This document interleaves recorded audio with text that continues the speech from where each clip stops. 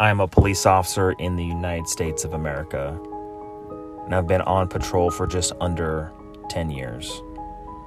Everything I tell you on this channel is something I was personally a part of and is my own story. Now, I live in a city of just under 400,000 people, and it's not unlikely that we respond to about 1,200 calls in a day. Now, that's not per officer, that's throughout the entire 3 shifts: day shift, swing shift, and mid shift. I work swing shift, which is 3 p.m. to 1 a.m., and mid shift, or the graveyard shift, comes on about 11 o'clock to relieve us 2 hours prior to our end of shift so that we can get caught up on paperwork. The city is extremely busy for the amount of officers that we have on the street. On any given time, in an area the size of Rhode Island, in our municipality, we may have as little as 30 people, and we've worked as short as 17. Now that's 17 officers on one shift for 400,000 people. So as busy as it gets, and as many calls as we respond to, there are always those calls that haunt us for our entire careers. There have been infant deaths. There have been family members who have died. There have been heads separated from bodies. Horrific motorcycle accidents. Horrific car accidents. Just the worst thing. Well, this call hits home a little too much for too many people. Now, there's a huge drug problem in my city. There's a large influx of heroin and meth, and the heroin is extremely pure. So because it's extremely pure, a lot of heroin addicts tend to take too much, or they don't know just what they're getting, so they end up overdosing. That's why the famous Narcan is handed out like candy these days, and you can pick it up anywhere, to include your local Walgreens. Now, I was responding to a call, and it was a medic assist. And the medic assist was a 44-year-old male not breathing. So I rush lights and sirens, and I get to the residence first. Now, as I roll up to the residence, I step out of my patrol car, and I'm immediately contacted by a young boy and a young girl, both of which are under the age of 6. And they're screaming at me, "Officer, officer, can you please help my stepdad?" I rush up the stairs and into the apartment, and I'm completely taken off guard by what I see. Because it wasn't a medic assist. It was a DOA, a dead on arrival. This male had been dead for probably 4 hours, and rigor mortis had already set in. There was a smell in the apartment. It wasn't of death. It was, sadly to say, of fresh meat. If you've ever gone to a butcher, you'll know the smell that I'm talking about. In fact, it's sad, and it's amazing how, as an officer, when you run across things, there are these images, these thoughts that come across your mind that immediately turn your appetite.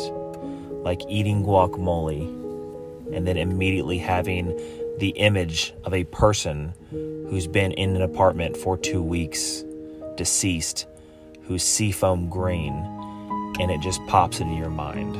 And there's nothing you can do to stop it. It just happens at the most inopportune times.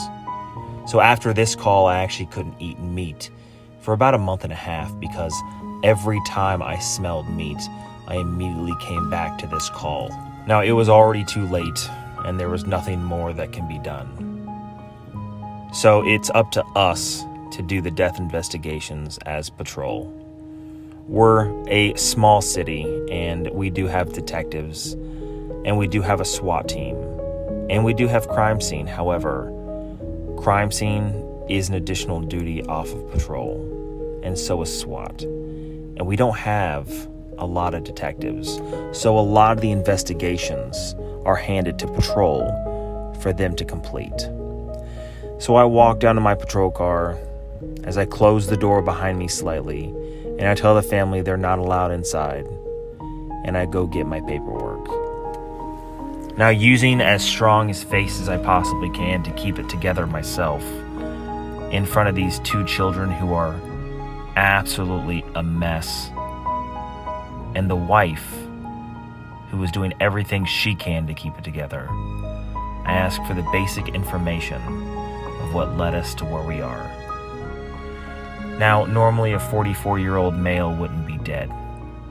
Normally he wouldn't die of a heart attack or anything else, but this wasn't normal. You see, this male was on probation for drug offenses, and he was getting his life back together, but like any drug addict or alcoholic, they will each tell you that every day is a struggle, that every day you have the addiction pulling your strings, and you may fall off, and you may stumble, and you may fall, and that's what happened here. He stumbled and he fell.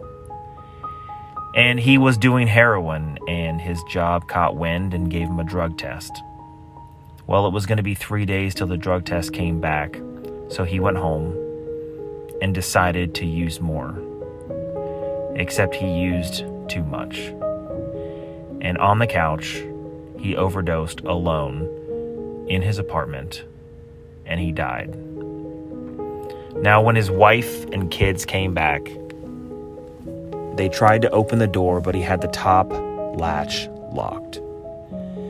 And they opened it up, and they tried to get his attention by throwing objects at him and trying to wake him from the couch, but he was dead at this point.